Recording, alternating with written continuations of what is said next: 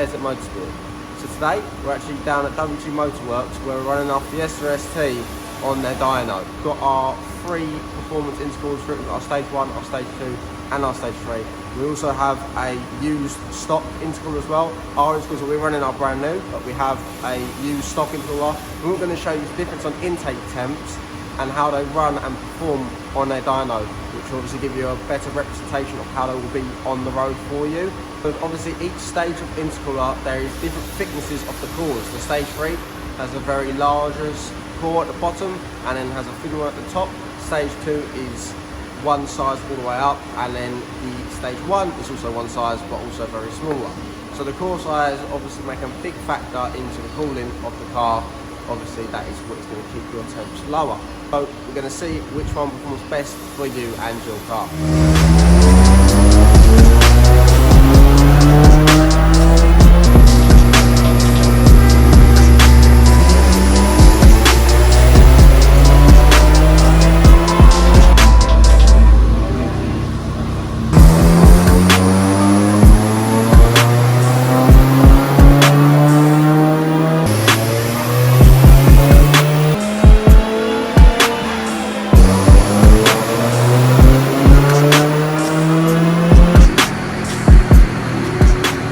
As you saw, our Fiesta has now done all the runs, so we did 5 back-to-back runs on each intercooler, and with having a break at the end of them runs, we also did a longer run for more of a sort of road environment run.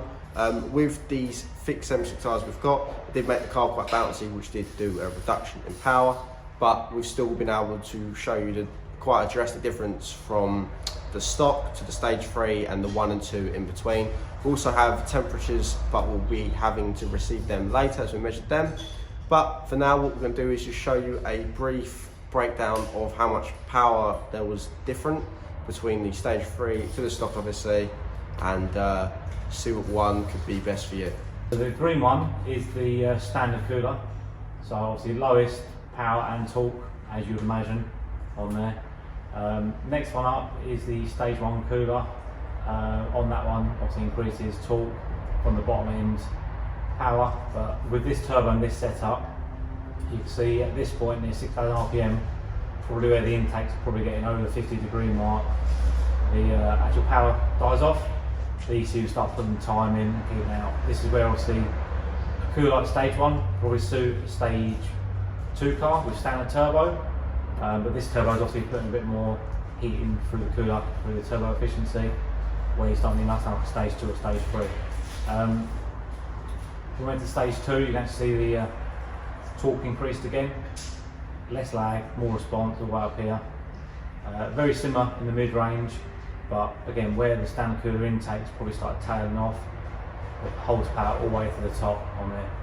I think roughly stock cooler on the long run seemed about high 80 degrees, which is obviously very high. You know that causes like detonation and so on, and the ECU will start pulling time, especially on long runs or peak runs. Stage 1 I think roughly was around 55 degrees give or take, and again probably when it starts hitting these high 50s you see the timing pull on there. Stage 2 one, I'm pretty sure we see this top at 40 degrees, so perfect for this kind of level power, maybe up to sort of 300, sort of 320 on there. And then you've got the stage 3 cooler, which you can see made quite a chunk more torque, especially on sort of build up to peak power, peak torque even, and through the mid-range made it the same, but the top end we found the stage 2 and stage 3 very similar on there.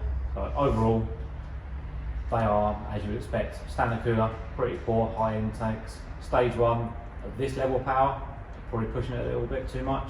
Stage 2 would say it's probably ideal around this kind of level, not too dense and cooler, so it will still be nice, keep water add temps down. And then stage 3 sort of more higher power car, 300 plus definitely.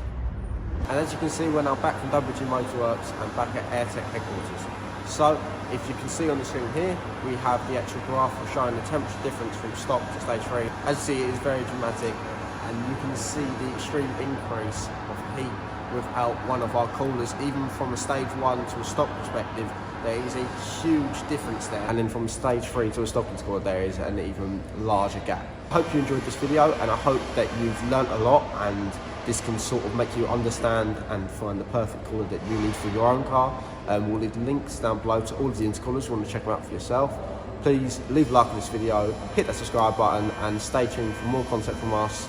And yeah, as always, keep it Airtec.